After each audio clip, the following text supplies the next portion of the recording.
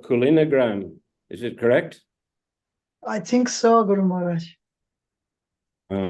Yes, we read it last time on Saturday. Yeah. From the Chaitanya Charitamrita. I missed that day because I was on the way somewhere. I'm in Russia. Now I'm in Russia. Oh, I came okay. from in Yaroslavl. Oh, okay. Yaroslav, ancient city. Yeah. Okay, so now we're going to read Canto 5, Chapter 5, Text 1. Correct. Om Namo Bhagavate Vasudevaya. Om Namo Bhagavate Vasudevaya. Om Namo Bhagavate Vasudevaya. Om Namo Bhagavate Vasudevaya. Om Namo Bhagavate Vasudevaya. Om Namo Bhagavate Vasudevaya. So the Shrimad Bhagavatam, Canto 5, Chapter 5, Text 1.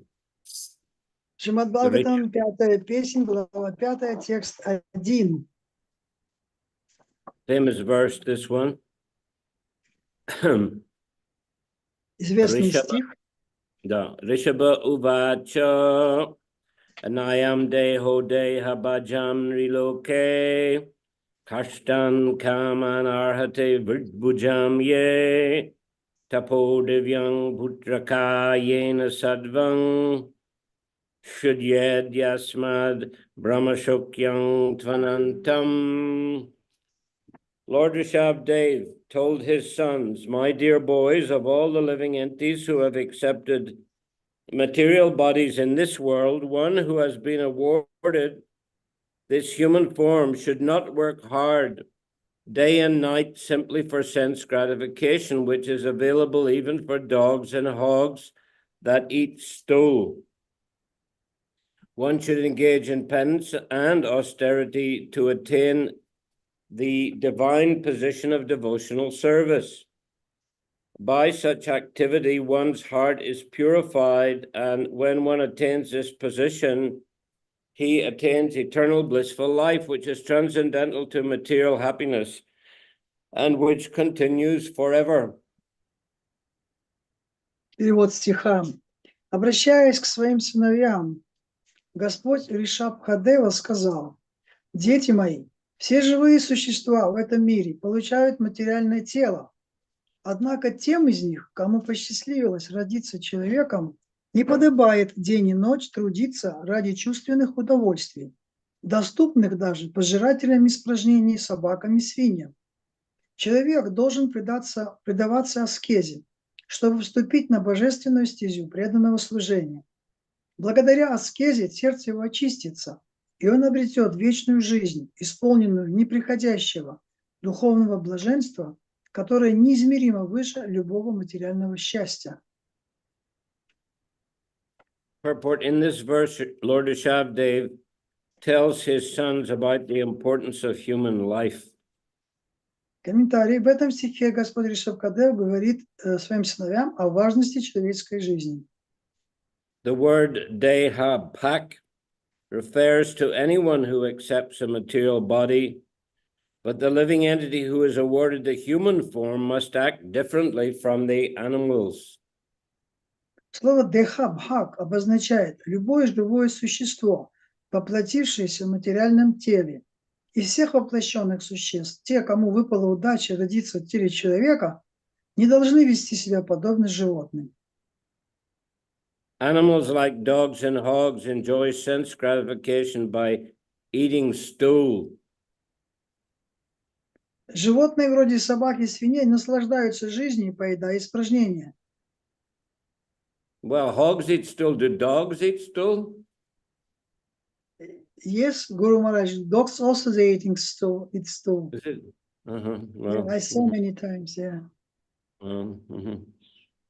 After undergoing severe hardships all day, human beings are trying to enjoy themselves at night by eating, drinking, having sex, and sleeping. Животные вроде собак и свиней наслаждаются жизнью, поедая испражнения. И точно так же люди после изнурительного рабочего дня пытаются наслаждаться едой, выпивкой, сексом и сном. At the same time, they have to properly defend themselves. При этом они вынуждены постоянно заботиться о своей безопасности. However, this is not human civilization. Однако такую жизнь нельзя назвать человеческой. Human life means voluntarily practicing suffering for the advancement of spiritual life. Человек должен стремиться к духовному совершенству и ради этого подвергать себя страданиям. There is, of course, suffering in the lives of animals and plants, which are suffering due to their past misdeeds. Безусловно, живые существа в телах животных и растений тоже страдают, но их страдания вынуждены. Они вызваны прошлыми грехами этих живых существ. However, human beings should voluntarily accept suffering in the form of austerities and penances in order to attain the divine life. Люди же должны добровольно страдать добровольно, то есть предаваться аскезе и покаяниям, цель которой обрести духовное бытие. After attaining the divine life, one can enjoy happiness eternally. Поднявшись на духовный уровень, они смогут наслаждаться вечным счастьем. After all, every living entity is trying to enjoy happiness, but as long as one is encaged in the material body, he has to suffer different kinds of misery. Стать счастливым пытается каждый, но пока живое существо находится в темнице материального тела, ему не избежать всевозможных страданий. A higher sense is present in the human form. Из всех живых существ человек наделен наиболее развитым интеллектом. We should act according to superior advice in order to attain eternal happiness and go back to Godhead. Поэтому он должен действовать под руководством духовных наставников, чтобы обрести вечное счастье и вернуться в Царство Бога. It is significant in this verse that the government and the natural guardian, the father, should educate subordinates and raise them to Krishna consciousness. Кроме того, здесь Господь Ришабхадева личным примером показывает, что правитель, равно как и отец, которого сама природа побуждает заботиться о своем потомстве, должен воспитывать своих подопечных так, чтобы пробудить в них сознание Кришны. Devoid of Krishna consciousness, every living being suffers in this cycle of birth and death perpetually. Все, кто не обладает сознанием Кришны, обречены на нескончаемые страдания в круговороте рождения и смерти. To relieve them from this bondage and enable them to become blissful and happy, bhakti yoga should be taught.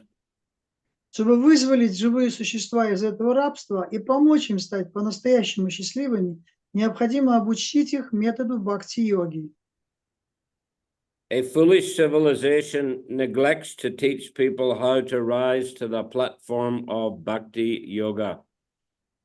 Общество, в котором царит невежество, в котором никто не объясняет людям, как практиковать бхакти-йогу, мало чем отличается от стада животных. Without Krishna consciousness, a person is no better than a hog or a dog. Иначе говоря, человек, не обладающий сознанием Кришны, ничем не лучше свиньи или собаки. The instructions of Rishabdev are very essential at the present moment. Поэтому для современных людей наставления Ришабхадевы имеют особое значение. People are being educated and trained to work very hard for sense gratification, and there is no sublime aim in life. В наши дни человека воспитывают и обучают так, чтобы он всю жизнь трудился не покладая рук ради чувственных удовольствий. A man travels to earn his livelihood, leaving home early in the morning, catching a local train and being packed in a compartment. Никакой возвышенной цели у него нет. Чтобы заработать себе на жизнь, рано утром он выходит из дому, втискивается в вагон переполненного пригородного поезда и час или два стоя едет до города, где находится его учреждение. He has to stand for an hour or two in order to reach his place of business. Yes, I read it. Then again, he takes a bus to get to the office. Затем он пересаживается в набитый автобус, который в конце концов привозит его к месту работы. Well, this standing packed in a commuter train is especially, I think, in India. Это вот этот стоять вот так вот в набитом, переполненном транспорте, это особенно характерно для Индии.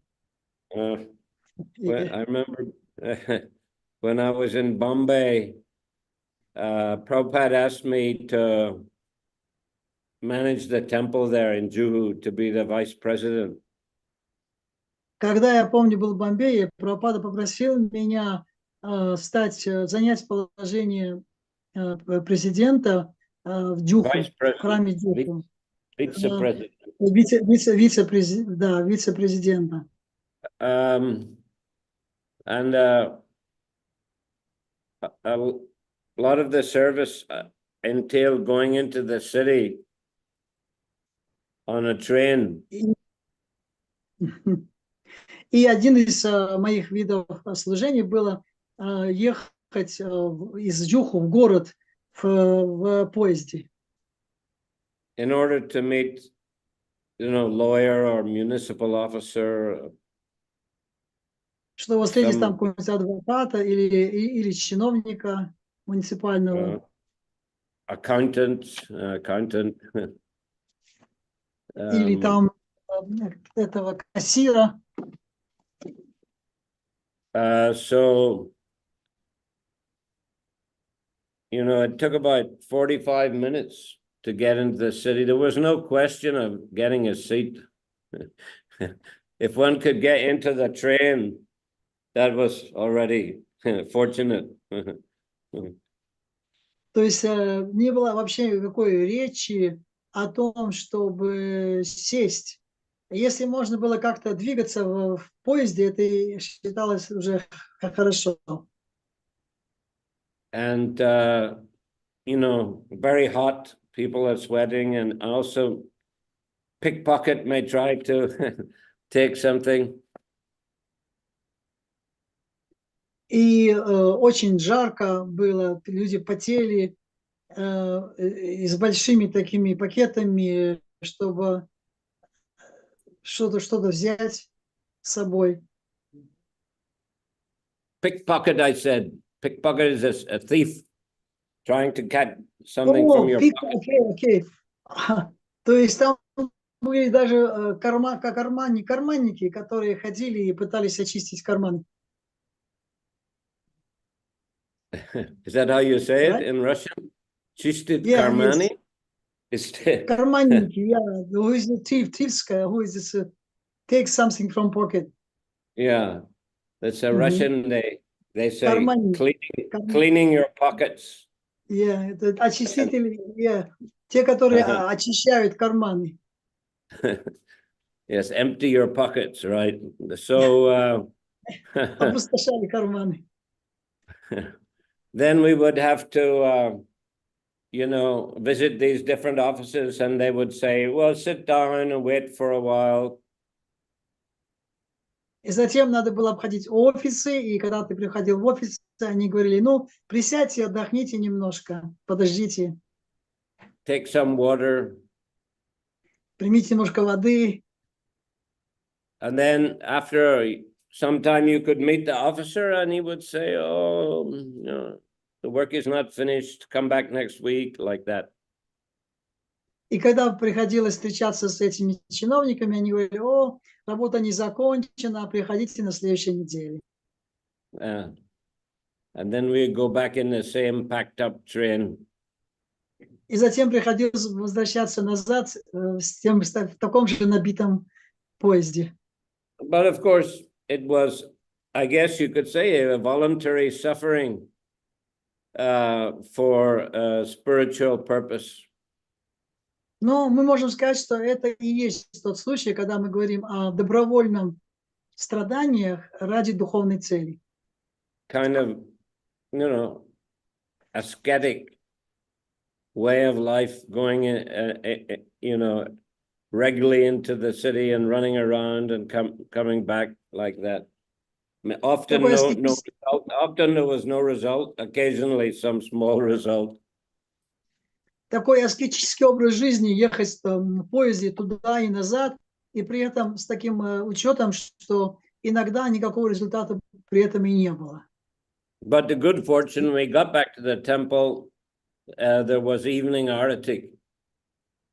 Но удача была в том, что можно было вернуться вечером и попасть на вечерние арати. Now the arati ceremony was held late, I think 8 o'clock or something like that, because the devotees were out, you know, also collecting donations. So everyone come back, then there would be a big kirtan and then nice prasadams. И арати были обычно поздно, около 8 вечера примерно, потому что преданные тоже занимались тем, что собирали там какие-то пожертвования и приходили, возвращались поздно. И вот в 8 вечера где-то было арати, и после арати этого был пир, был просад. Not pir. I think yes. Khichdi, usually Yes, hot khichdi. Просто кичери были. And some Mahaprasad, И немного махапрасада. Какой-то махапрасад. So that's good enough for devotees, you know, they get little corner to sleep, little place to sleep, and they get service and they get opportunity to chant Hare Krishna and take some prasadam. They're devotees satisfied to live like that. В принципе, для преданных это было вполне подходящим. Они могли найти себе уголочек, где поспать, они могли выполнить служение, после участвовать в каких-то программах и принять просад. То есть этого было вполне достаточно. Anyhow, here is a different case. This is describing the life of the karmis. Но здесь, правда, описываются немножко другие аскезы, то есть аскезы жизни, кармической жизни. So, at the office, he works hard from 9 to 5. Then he takes 2 or 3 hours to return home. Там он усердно трудится с 9 до 5, потом 2-3 часа добирается домой, дома ужинает, ложится в постель с женой, занимается сексом и засыпает. Yeah, after eating, he has sex and goes to sleep. For all this hardship, you read it already. For all this hardship, his only happiness is a little sex. Yan maitunadi grihamedi shukam hitucham. Единственная награда, которую он получает за все свои мытарства, это немного сексуального наслаждения. Ян Мадхунади Грихамеди Сукхам Хитучам. It's quite harsh on people, actually, this kind of analysis. I mean, people also have their relationships and they also derive some, you know, happiness and satisfaction from that. Да, это очень такой, конечно, тяжелый момент, но люди так или иначе, они имеют какие-то, видимо, отношения, и благодаря этому они получают какое-то вознаграждение, какое-то удовлетворение. Rishabdev clearly states that human life is not meant for this kind of existence, which is enjoyed even by dogs and hogs. Ришабхадева прямо говорит, что человеку не пристало влачить такое существование, ведь подобные наслаждения доступны даже собакам и свиньям. Indeed, dogs and hogs do not have to work so hard for sex. Им, кстати, чтобы наслаждаться сексом, не нужно прилагать столько усилий. A human being should try to live in a different way and should not try to imitate dogs and hogs. Человек создан не для того, чтобы подражать собакам и свиньям. Его жизнь должна быть иной. Human life is meant for tapasya, austerity, and penance.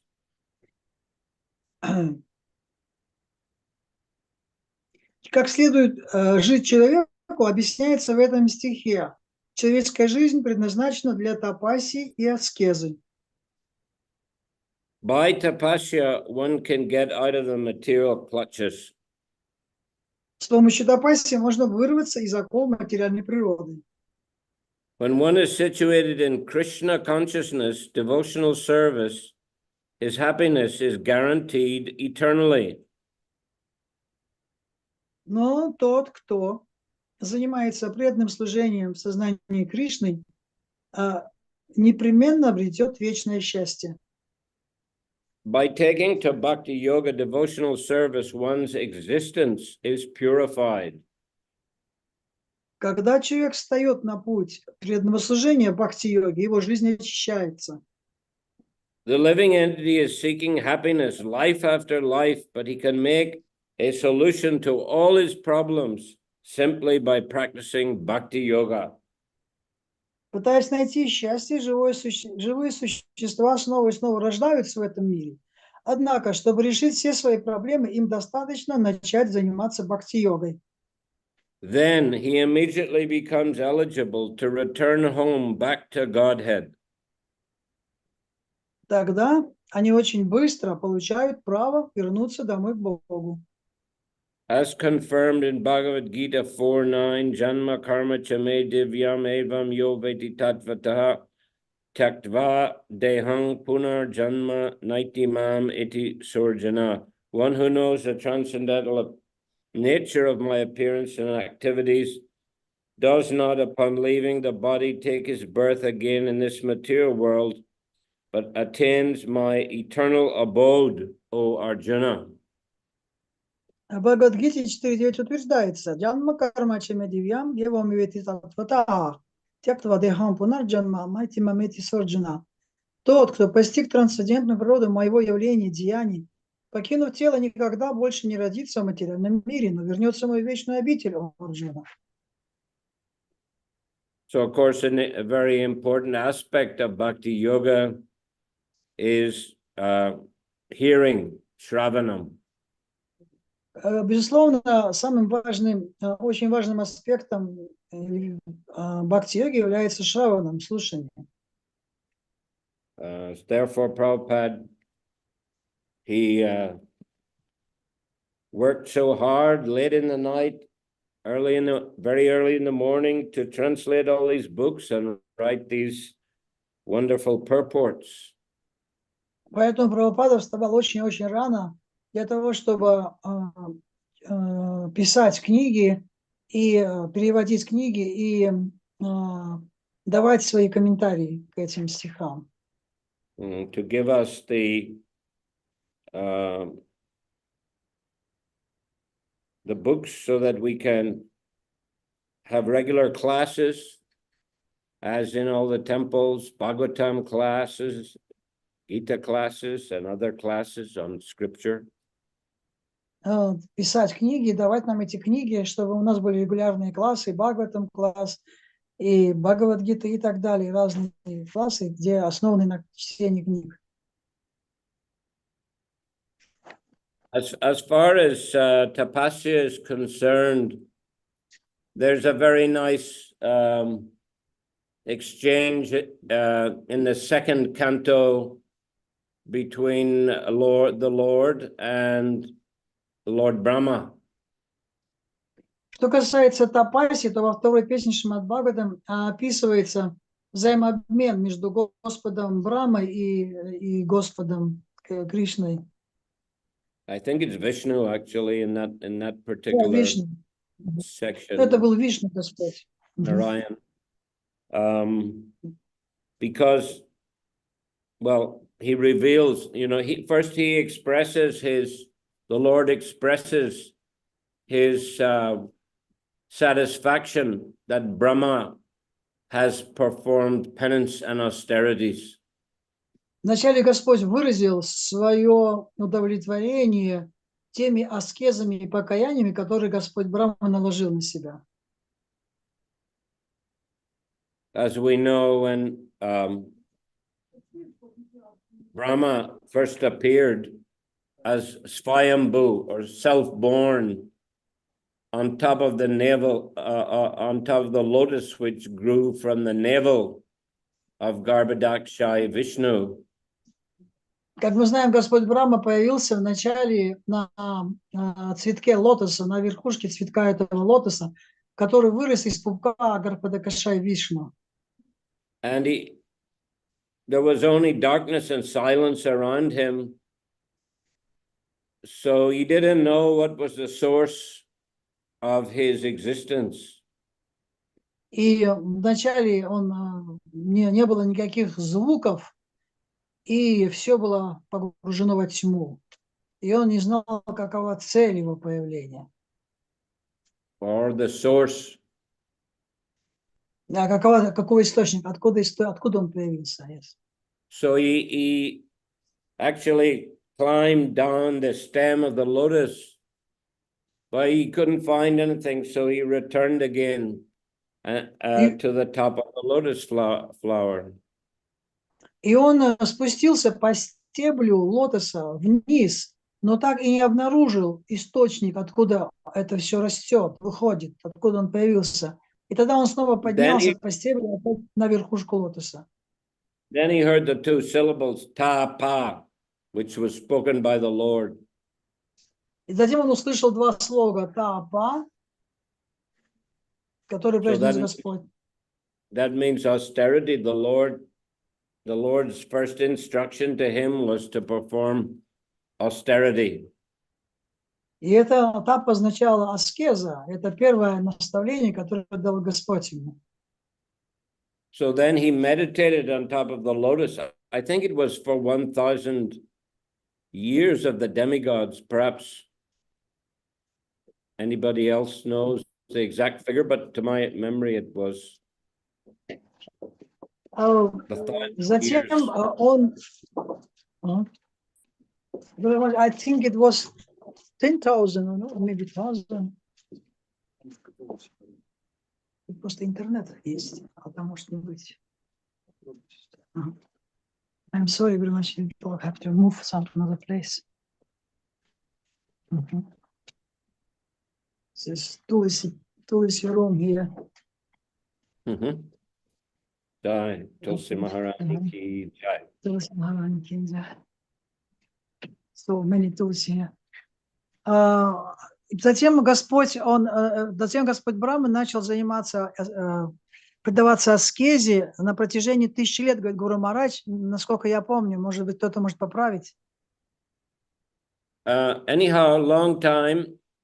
And then finally, the Lord manifested himself before Brahma, and he also manifested the Vaikuntha planets.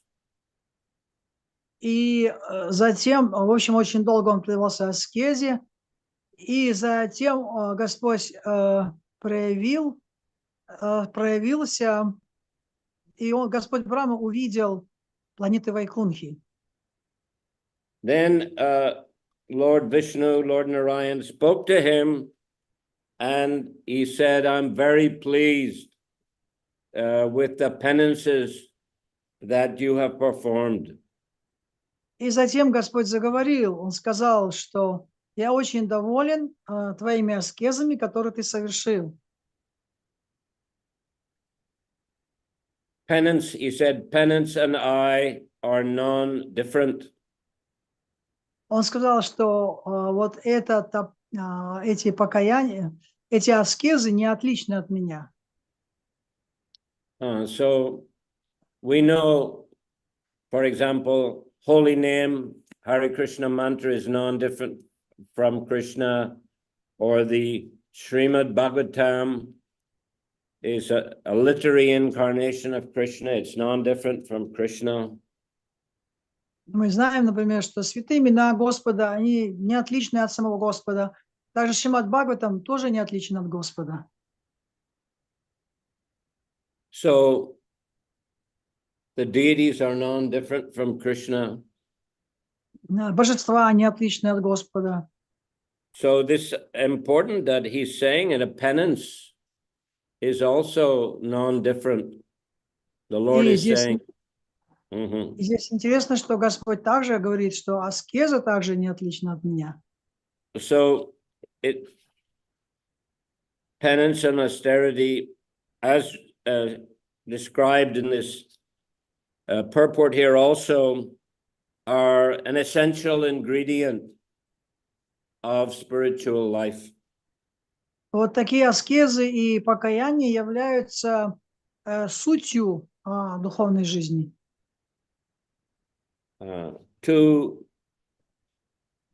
They're one of the essential aspects. Это один из таких важных аспектов. So that's why devotees should, the austerities that devotees perform are actually not so difficult. Аскезы, которые на самом деле преданные совершают, не настолько сложны. I mean, chanting Hare Krishna is a very powerful form of meditation and keeps the mind nicely controlled if one is attentive in his chanting. То есть повторение святого имени является, если он внимательно повторяет, одним из очень могущественных форм медитации. So that's one form of austerity, to chant 16 rounds a day. То есть это как бы одна из форм аскезы, наверное, можем сказать, да? Повторять 16 кругов в течение дня. Participating in kirtan is a joyful process. Участие в киртане – это на самом деле очень радостный процесс. This is why devotees are dancing and smiling when they're chanting kirtan. Почему вот мы видим, что во время киртана преданные танцуют и улыбаются с широкими улыбками на лицах во время киртана. Only taking prasadam, it's an austerity, but it's a not difficult austerity because there are so many very nice types of foodstuffs offered to the Lord, which the devotees then receive very happily as prasadam, or the mercy of the Lord. Принятие прасада тоже считается как некой аскезой, но мы знаем, это очень приятная аскеза, поскольку Господу предлагается обычно очень хорошие блюда, изысканные блюда бывают, и поэтому это применяется с большой радостью. So it is not that devotees are being asked to go to the Himalayas and, meditate in a cave for, decades. Это не так, что преданные должны отправляться в Гималаи и в пещерах в течение целыми декадами сидеть в пещерах и медитировать. Of course, we see that some of our great acharyas, like the six Goswamis or Haridas Thakur, they performed austerities at a much greater level than we are able. Но, тем не менее, мы также слышим, как наши ачарьи, очень выдающиеся ачарьи, как Хридас Тхакур или 6 Госвами, они совершали достаточно суровые аскезы, которые для нас, в общем-то, можно сказать, не очень сложно исполнять. But Prabhupada, he showed a more, let's say, easy, I guess you could say, easier kind of austerity. He gave us, you mean he gave us the more easier. Yeah. Но Not Прабхупада we как don't have to go and live in a cave like Haridas did, or live like the Goswamis lived in Vrindavan. То есть, но Прабхупада, мы видим, что Прабхупада не дал нам такие совершать аскезы, он дал нам намного аскезы более легкого порядка. Actually, Prabhupada, he said, the 6 Goswamis, they lived under a different tree every night, he said, but I live in a different palace every night, he said. Прабхупада говорил, что 6 Госвами Вриндавана, они жили каждый день, они спали под разными деревьями, а я спал в разных дворцах, в отличие от них. Different palace every night, he said. So Каждый вечер я в разных дворцах спал. So he showed how we can, use our modern amenities in the service of Krishna. Он показывал, как можно все использовать таким образом в служении Кришне. But still, he had a level of austerity, which was very high. Но, тем не менее, у него был уровень аскезы, был очень высок. Only sleeping 2-3 hours every day. В день. And rising, midnight or 1 o'clock in the morning and translating books for several hours. Он вставал в 12, полночь, час, спал 2-3 часа и начинал переводить книги в это несколько часов подряд. And he traveled all over the world. I think he traveled 14 times around the world.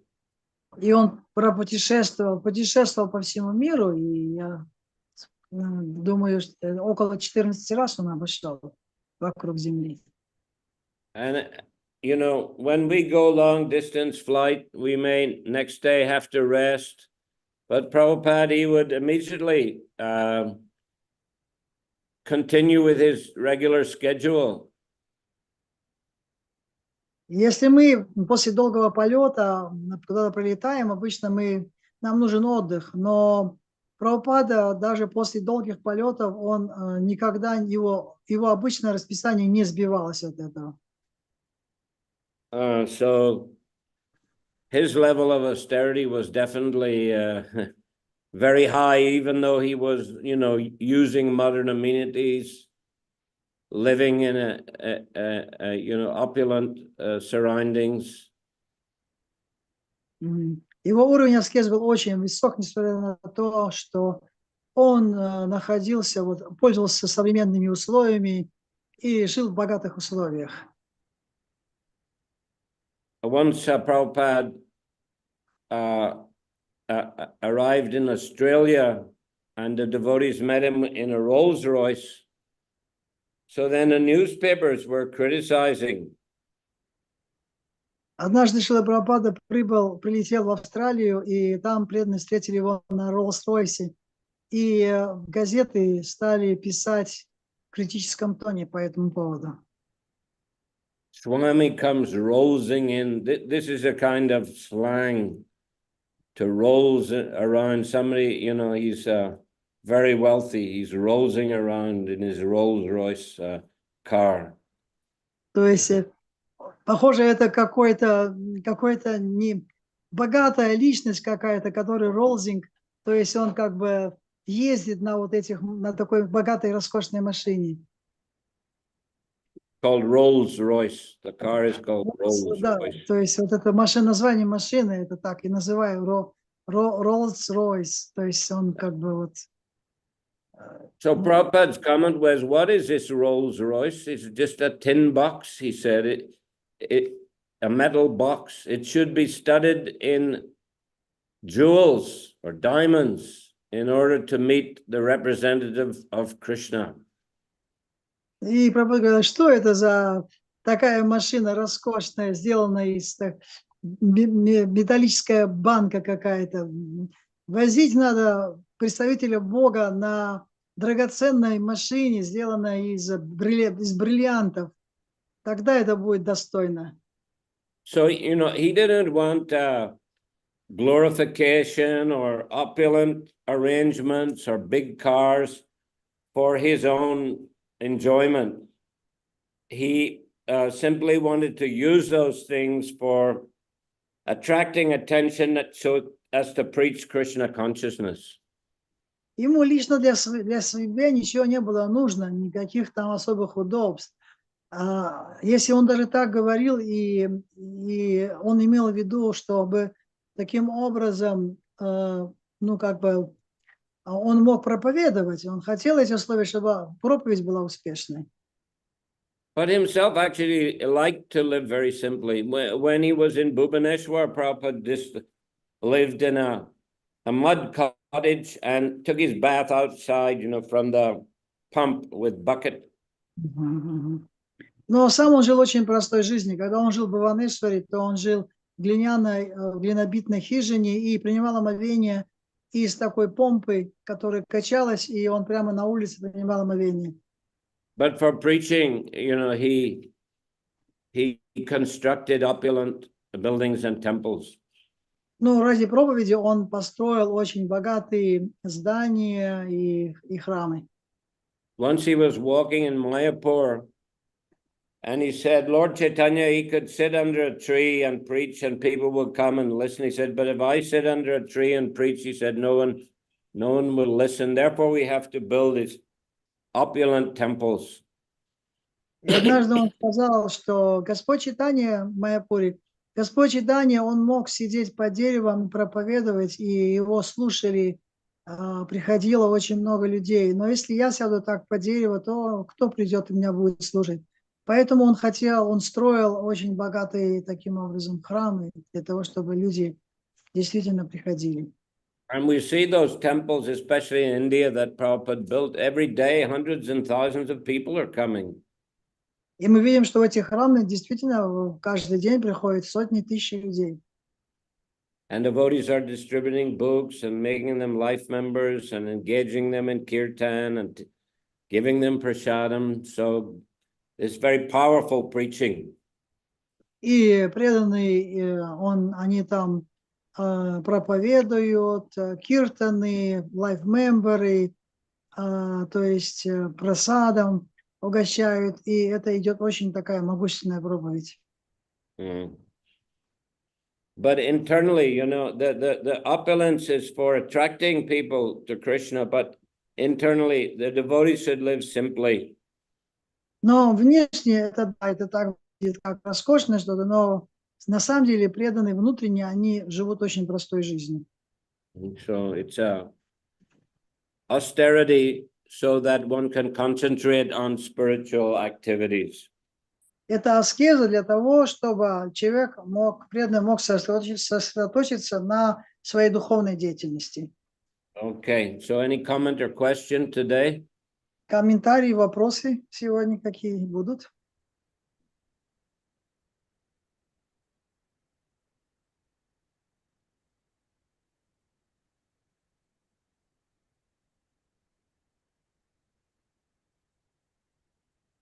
Okay, so Чампагалада Mataji. Okay. Харе Кришна, Гуру Махарадж. Скажите, пожалуйста, вот я вспомнила свои ашрамовские времена. 4 года жили в ашраме, действительно. Там мы спали где-то в уголке, можно было с утра до ночи книги распространяли, там еще что-то. И был такое счастье. А вот сейчас молодежь, она совершенно не приспособлена к аскезам такого рода. Это сейчас время такое, или что они даже не понимают, как можно было жить. А мы были настолько счастливы. Вот вы сейчас рассказываете все это, я вспомнила, все это у нас было. Мы приезжали, киртаны были, и вот единственная жизнь была это киртаны, и вот где-то просто уснуть до завтра, чтобы все это повторить. А вот сейчас иначе видят преданные, они совершенно не способны на аскезы. Это время такое или преданные такие? So, I remember when I was young, when I started my spiritual life, for a year I was living in the temple, and the condition of the life was very simple, really was very simple, very ascetic, we can say. We wake up early, we eat simple food and kirtan. And even if that was very simple and nothing there was for some external enjoyment, but still we so much like it that we was thinking when we come to next day and again I can repeat the same type of style of life is very was pleasurable. But in nowadays we see that the youth people with coming and joining us, so they are not have this type of interest. They don't know even what means austere life.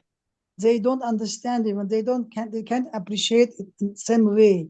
So what is the reason behind why this type of life changed and become people now is not able to perform same type of austerity in their devotional life? Well, it's probably the advancement of Kali Yuga. Вполне возможно, что это результат продвижения Кали-юги. But anyway, they're coming to join, so let them, chant Hare Krishna, take prasadam, and do service as best they can, and this will benefit them greatly. Но, тем не менее, надо дать им возможность приходить, повторять Хари Кришна, участвовать в киртанах, принимать прасад и таким образом предоставить им эту возможность, чтобы это продолжалось.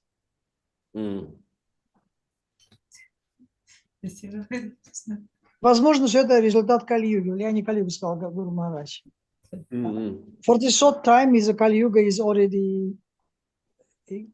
Yes, I think all of us can see in our lives that Kali Yuga has, as it were, become more degraded, considerably more degraded, even in our short lifetimes. Даже, да, говорит, мы можем на своей жизни видеть, как быстро меняется, даже за короткий период времени уже вот такая деградация, она усиливается, влияние усиливается. Спасибо.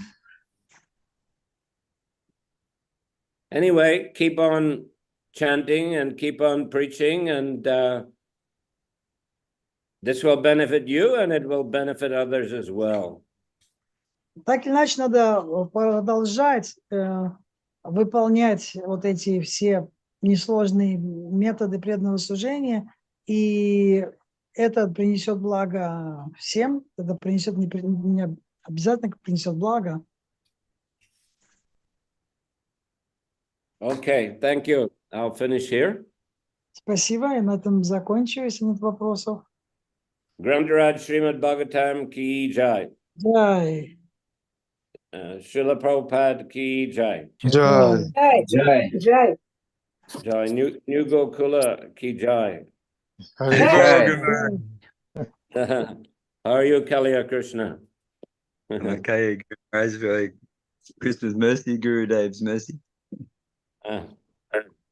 And how are Radha Gokulananda there? Yeah, they're getting looked after nicely. Have a few pujaris from India, and we have a couple of local people. So we got a lot of visitors coming these days. The amount of people coming has increased a lot in the last couple of years. So we had Snan Yatra. Jai. We had yesterday here also, Chiang Mai. Nice. Not yesterday, day before yesterday, sorry. Yeah, Saturday, yes. So and we're having we have a Rath Yatra in Bangkok in a couple of weeks. That's nice. We have Veda Vyas Maharaj coming soon. He's telling us last time that he's planning some nice mandir there. Yeah, Maharaj is working on acquiring land in Bangkok to build a big temple. It'll be nice for for Bangkok. Yeah, it's a big city. It's, would be big preaching project if Maharaj can do it. Seems to be, he's quite confident about it. So, Oh, I'll hear the later update when he gets here next month. Okay. Which Maharaj, Guru Maharaj? Vedavyas Priya Maharaj. That was Priya, okay. Yes, Mhm. He is a main leader of this on that region. He is like say has much facility to build and other things. Sorry, I didn't hear that. I mean, Vedavyas Maharaj, Swami Maharaj, he is he's a GBC over there, or No. Maharaj is not a GBC member. The GBC here is Kavi Chandra Maharaj, also Jayapataka Maharaj, but of course he's not so active. But Kavi Chandra Maharaj is the main active GBC. And we have two regional secretaries, Nrsimha Maharaj and Rupeshwar Gaur, who's also the General Secretary of ISKCON in Nepal. But here he's also regional secretary, co-regional secretary. But Vedavyas Priya Maharaj is a regular visitor, and he has also quite a lot of disciples. And nowadays, more than half of the ISKCON Burma is moved here to Thailand. Yeah, there's Burma is very in chaos at the moment. The army staged a coup a few years ago, and people are very dissatisfied. And then recently they started to enlist people, men and women, into the army. So they're calling everybody to the army. So all the people, younger people, between 20 and 45, they're all moving to Thailand. It's easy to come here. They have relatives here. Most of the devotees here are from, they're Nepali people from Burma. Yeah, I remember. But Maharaj, he's focusing more on the Indian Hindu community. There's also a big Indian community, and most of them are, quite well-to-do. So he's concentrating on that. Are you still going to Burma, Maharaj, Gurudev? Sorry? Are you still going to Burma? Yes, I was in Myanmar about 3 weeks ago. They invited me. I'm sort of the BBT regional supervisor in this area, so I went there and had meetings with them. Still, Yatra is going on. Okay, but they've lost a lot of their devotees to Thailand. It's a shame. It's been anyway. Go on. No, that country's been in political turmoil for a long time, hasn't it? Well, yes, but it was better for about 10 years when they had a kind of democratic government. Then people were a lot happier. Now that they don't like the army in charge. They really dislike it because army was in charge for about 50 years, Yeah. And then they switched to the democratic, and people were happier. But now it's gone back to that. So difficult. But anyway, what to do? Have to keep on preaching Krishna consciousness in all circumstances. Sure. Okay. With whom they are fighting? Just one. I'm sorry What's for that?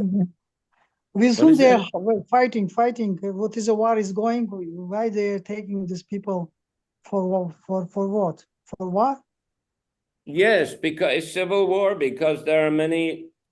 It's complicated. Myanmar has many different nationalities: Shan, Mon, Karen, Kayan, Karani, Chin,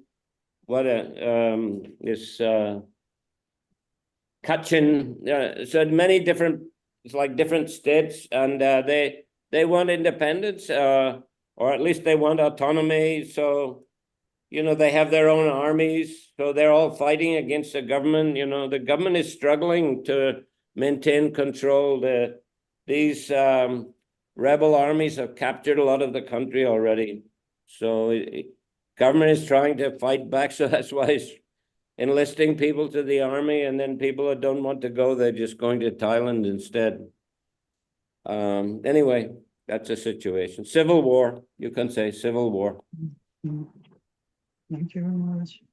Гражданская война, да? Война. It's inside the country, right? Only inside the Граждан- country. That you call гражданская Гражданская война. Yes, гражданская война. Okay, so thank you. Thank you very much. Hare Krishna. Hare Krishna. Krishna. Hare Krishna. Шрила Гурудева ки джай. Джай. Чай. Надхвасу- Канинатха Васу Прабу, Здравствуйте. спасибо большое за перевод. Выручили Конечно. нас сегодня. А о чем говорил Махарадж так долго с Сейчас Прабhu? попробую перевести, сейчас переведу. Ну, речь шла о том, что